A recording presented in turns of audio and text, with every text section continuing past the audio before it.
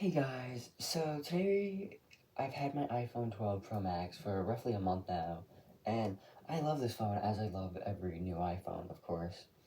So let's talk about my 5 favorite features. Okay, so to start off, we have just the larger screen size and the new design of the iPhone. So personally, I am a big fan of the larger screen size. Now, coming from an 11 Pro Max, which is only 6.5 inches, to a 12 Pro Max of 6.7 inches, you notice the difference at first because the phone feels bigger and looks bigger, and also with the 2D glass where the corners aren't rounded and flat now, like how they are kind of on the iPad instead of how the old ones they were rounded and curved. With also like the front glass, like around it would be curved and everything too.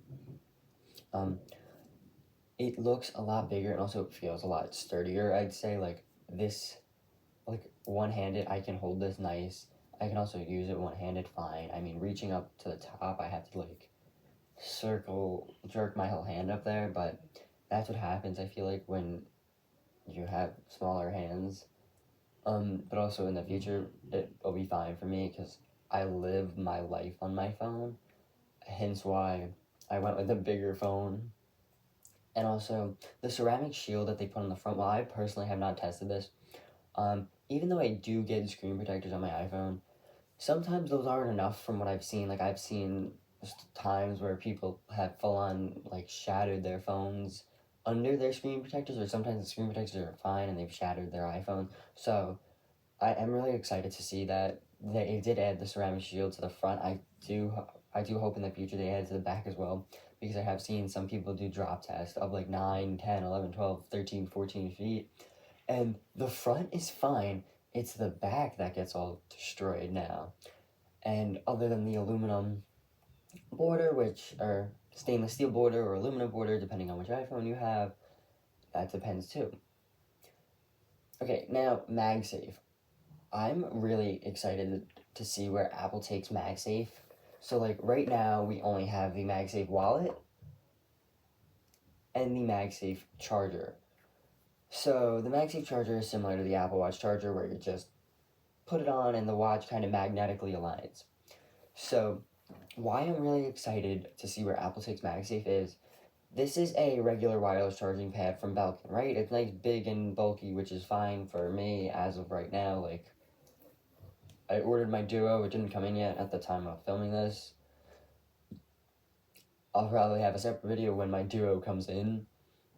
But I'm really excited to see because this only charges my iPhone at 7.5 watts, whereas the MagSafe charger charges your iPhone at 15 watts, unless you have the MagSafe Duo, which you have the 20-watt adapter. You would need the 30-watt adapter or higher to charge your iPhone at the full 15 watts. So like mine is going to charge at 11 watts, which is what it would if I plugged it into the wall, because I would use a 12-watt really old lightning wall brick because I never changed my wall brick.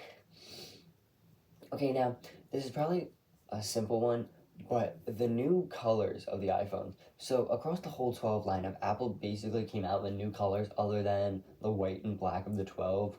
They redid the gold for the 12 Pro and Pro Max. They also came out with Pacific Blue, and I'm sorry, but can we just appreciate how nice this blue looks?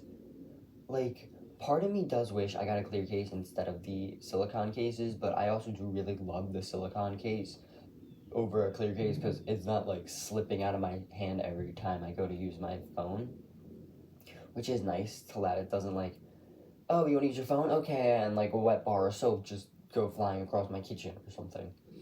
Um, Now, the A14 Bionic. So now, this is something I've used multiple times, I guess you could say, over the course of using my iPhone, and I've also used it on my iPad where I've edited an entire video on my iPad, and the iPad didn't stutter to the point where I was like, if I was on my Mac, it would have beach balled, had to make me quit the app, then re-input all my files, then finish importing the files, and I'm was just so happy to see that the A14 Bionic just wasn't doing that.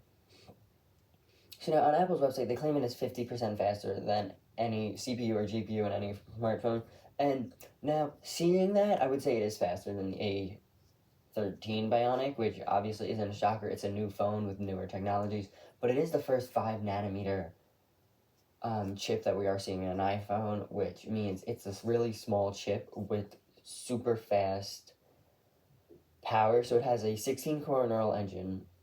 It's 80% faster, that neural engine. And there's 11.9 billion transistors, which is insane in my opinion. That 11.8 billion transistors are in my iPhone. That's insane. So then my final favorite feature has got to be 5G.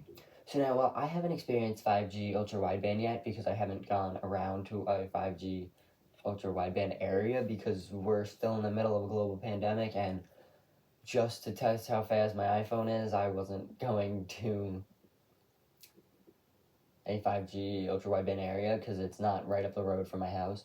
Although I do have regular 5G in my area, and I gotta say I'm blown away by regular 5G currently. Like it's pretty fast. Like it's faster than LTE, or at least for me it is in my areas and what I'm doing. So I am really excited to see like 5G ultra wideband on Verizon where you can get 2.3 gigabytes downloaded, because I can't tell you the amount of times like I'll be like in school or I'll be out and I'm just like I really need to like download a whole bunch of things right now, or like in the airport when it's like, oh, I forgot to download my movies, and I'll be like scrambling to download them, and I'll maybe only get one downloaded of my 5 hours trying to download for my 7 hour flight. Like now I could just basically watch it complete itself in seconds, which is so cool to see that like my phone is faster than, I was gonna say like as it was advertised, it'll be faster, like they'll be done by the time you're clicking the next one. I was gonna say I've also downloaded a bunch of music on regular 5G and it downloaded pretty fast compared to my regular